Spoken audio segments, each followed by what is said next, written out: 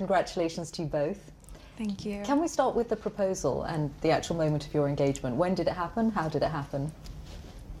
It happened a few weeks ago, earlier this month, here at our cottage.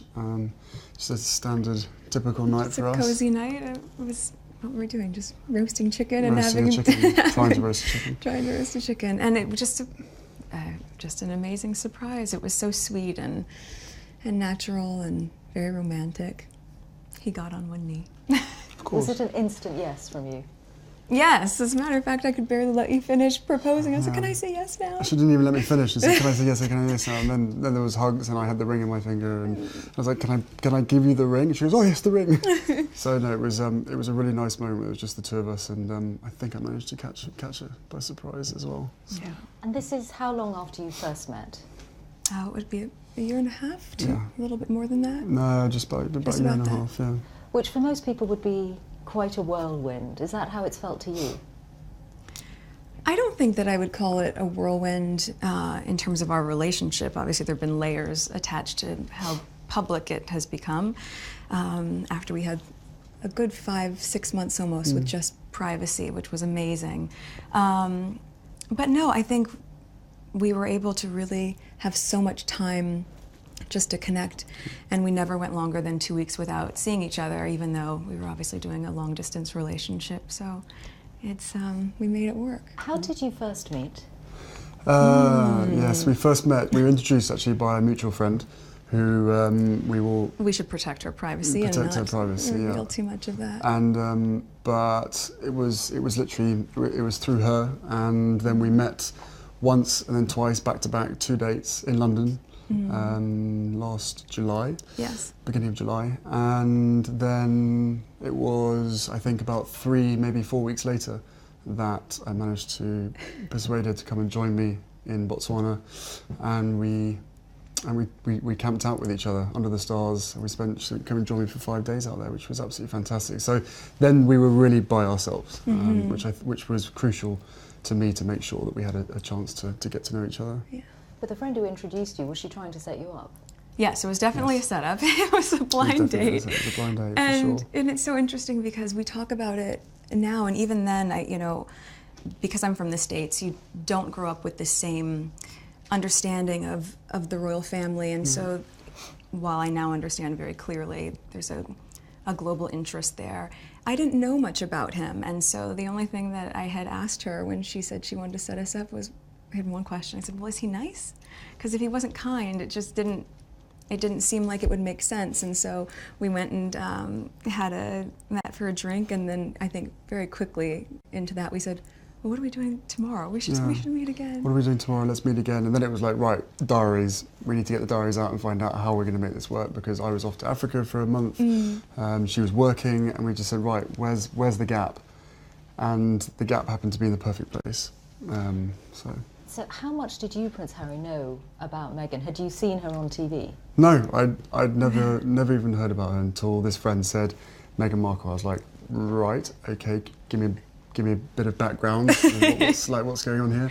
So no, I'd never watched Suits. I'd never heard of Meghan before, and I was beautifully surprised when I walked into that room and saw her, and there she was sitting there. I was like, okay, well, I'm going to really have to up my game. I'm going to sit down and make sure I've got a good chat.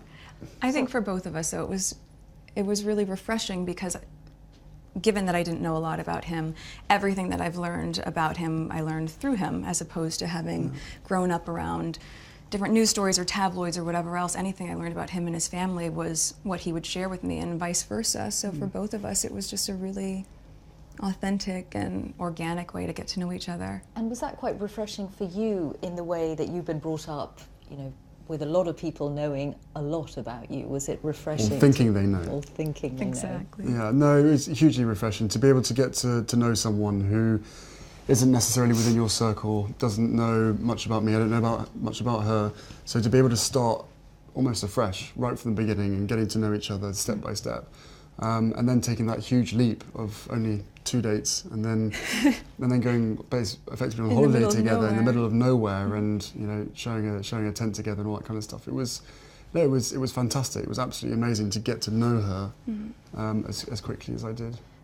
And starting a long-distance relationship, you were working on Suits, so you had, I imagine, a packed filming schedule. You've got lots of commitments of your own. How hard was it to keep things going? It was, yeah. It was just a choice, right? I think that very early on when we realized we were going to commit to each other, that we knew we had to invest the time and the energy and whatever it took to make that happen. And so yes, with the filming schedule, it was not the easiest because it of course included a lot of travel back and forth, but... I don't think you've had any idea what time zone you've been on for the last year and a half. No.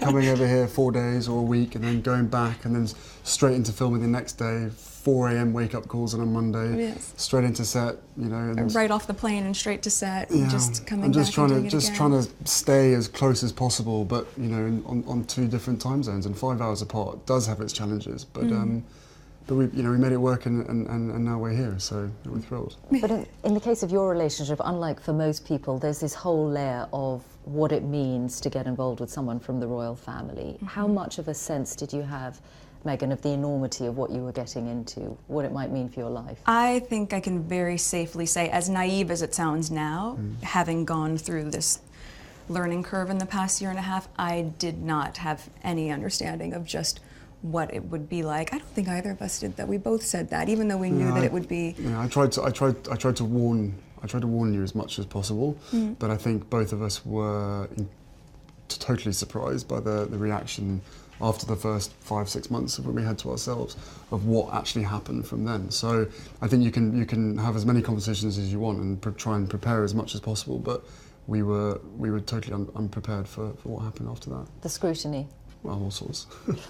Well, I mean, I think also because there's a misconception that because I have worked in the entertainment industry that this would be something I would be familiar with. But even though I'd been on my show for, I guess, 6 years at that point, and working before that, I've never been part of tabloid culture. I've never been in pop culture to that degree, and lived relatively quiet life, even though I focused so much on my job. And so that was a really stark difference out of the gate. But and I think we were just hit so hard at the beginning with a lot of mistruths that I made the choice to not read anything, positive or negative. It just didn't make sense, and instead we focused all of our energies just on nurturing our relationship. On us, yeah. On us. And some of that scrutiny, and you ended up making a very public statement about it, some of that scrutiny was centred around your ethnicity, Meghan. When you realised that, what did you think? Of course it's disheartening. You know, it's a shame that that is the climate in this world, to focus that much on that, or that would be discriminatory in that sense. But I think, you know, at the end of the day, I'm really just proud of who I am and where I come from, and we have never put any focus on that. We've just focused on who we are as a couple. And so when you take all those extra layers away and all of that noise, I think it makes it really easy to just enjoy being together and tune all the rest of that out. But now that it is all official, Prince Harry, do you have that sense that the combination of the two of you, your different backgrounds, that you together represent something new for the royal family? I don't know if it's something new. I think it's you know, it's a, for me, it's an added member of the family. It's another team player as part of the bigger team. And you know, for all of us, all we want to do is be able to carry out the right engagements, carry out our work, and try and encourage others and the younger generation to be able to see the world in the correct sense, rather than perhaps having a distorted view. So you know, the fact that I fell in love with Meghan so incredibly quickly was a sort of confirmation to me that everything, all the stars were aligned, everything was just perfect. It was this beautiful woman just sort of literally tripped and fell into my life. I fell into her life, and the fact that I know the fact that she'll be really unbelievably good at the job part of it as well, is obviously a huge relief to me, because she'll be able to deal with everything else that comes with it. But no, you know, we're a fantastic team. We know we are, and we hope to, you know, over time, try and have as much impact for all the things that we care about as much as possible. I am very excited about that, yeah. And Meghan, given your acting and the profile you had, you'd already been involved in various causes, you'd been an ambassador for UN Women. What about this new role? I mean, you're going to have a bigger platform, a bigger voice. What do you want to do with it? I mean, Sing. Can you imagine? No, I'm not a singer.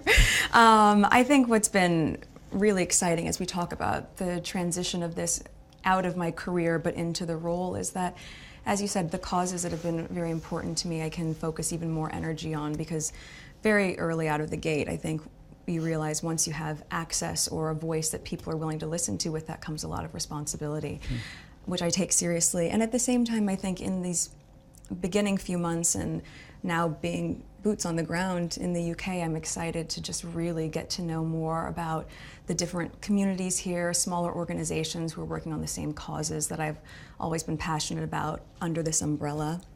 And also being able to go around to the Commonwealth. I think it's just the beginning of a... There's a lot to do. There's a lot to do. And it's an immense change. You're getting a new country out of it, a husband obviously, but also giving up your nice, career. This is nice. Yes. But I don't see it as giving anything up. I just see it as a change. It's a new challenge. It's a new chapter, right? And also keep in mind, I've been working on my show for 7 years. So we were very, very fortunate to be able to have that sort of longevity on a series. And for me, once we hit the 100 episode marker, I thought, you know what, I have ticked this box and I feel really proud of the work I've done there. And now it's time to, as you said, work as a team with you. Yeah.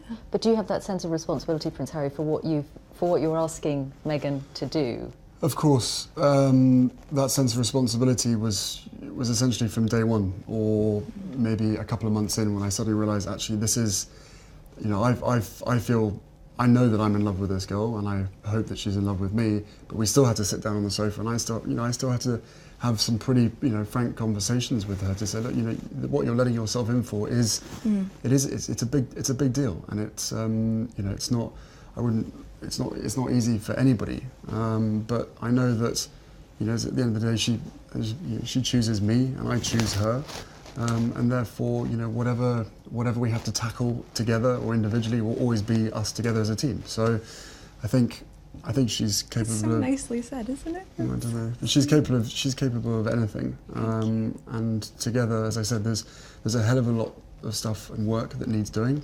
At the moment, for us, it's going to be making sure that our relationship is always put first. But no, look, both of us have passions for wanting to make change for good, and with lots of young people running around the Commonwealth, that's where we're going to spend most of our time, hopefully. And it was really one of the first things we connected on. It was one of the first things we started talking about when we met, was just the different things that we wanted to do in the world and how passionate we were about seeing change. I think that was that's what got date 2 in the books, probably. Plenty to talk about.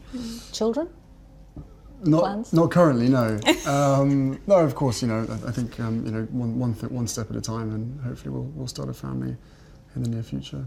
Have you met each other's families, I imagine? Yes, his family's been so welcoming, and You've met quite a few of them, actually. I have, on both sides of his family, his mom's side as well, which has been really important to me too. But yes, the family has been great, and over the past year and a half, we've just had a really nice time getting to know them and progressively helping me feel a part of not just the institution, but also part of the family, which has been really, really special. Trying to track them down and make sure that they're around at the same time that she's popping in without telling too many people. And so we've actually done incredibly well to make sure that you've met all the key people. So does that mean a lot of the time that you've been together in this last year and a half, you've been at home a lot? Yes. No, we've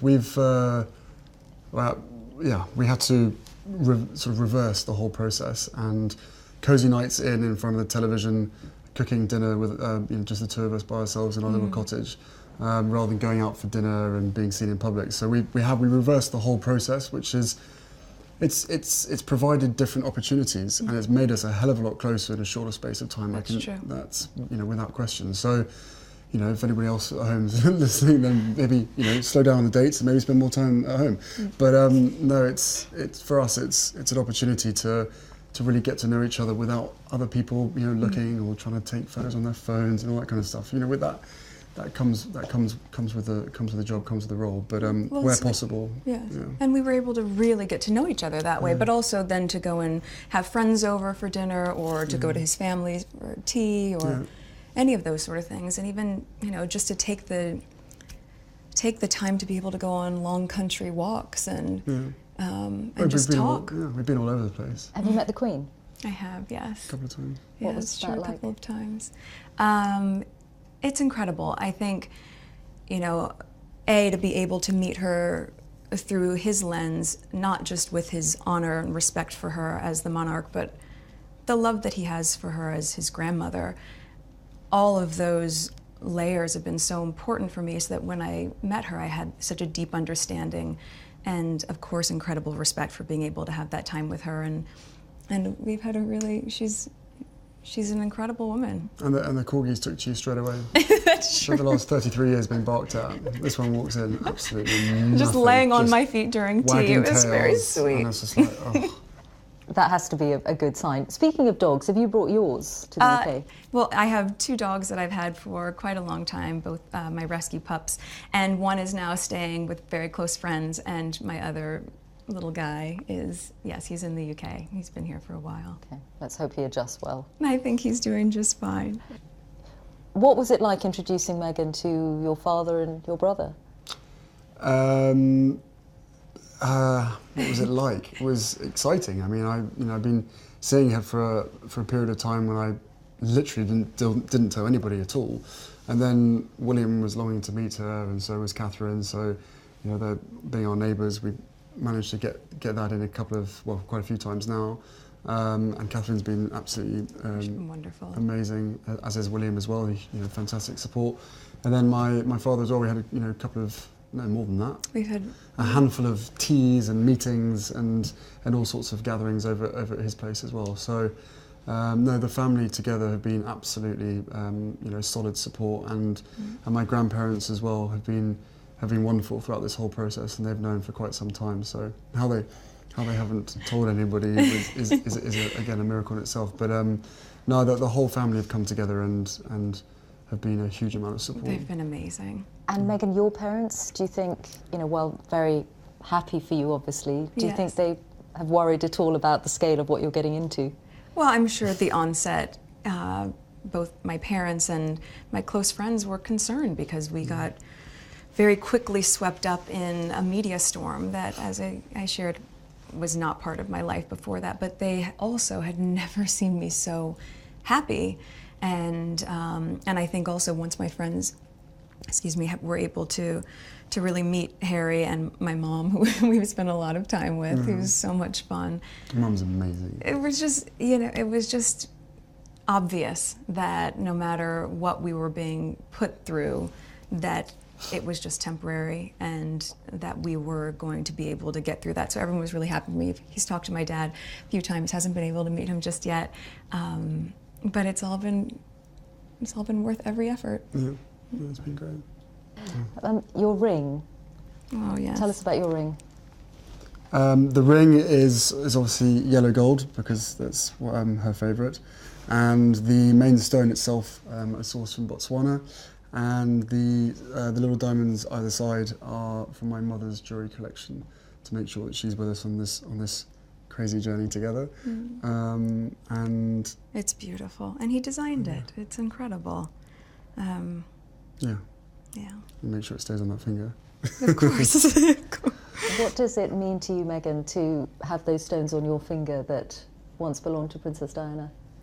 I think everything about Harry's thoughtfulness and the inclusion of that, and obviously not being able to meet his mom, it's so important to me to know that she's a part of this with us, and I think in being able to meet his aunts and also to be like Julia and just different people who are so important to his mom, I'm able to in some way know a part of her through them, and of course through him, and it's incredibly special. And to be able to have this, which sort of links where you come from, and Botswana, which is important to us, and it's perfect.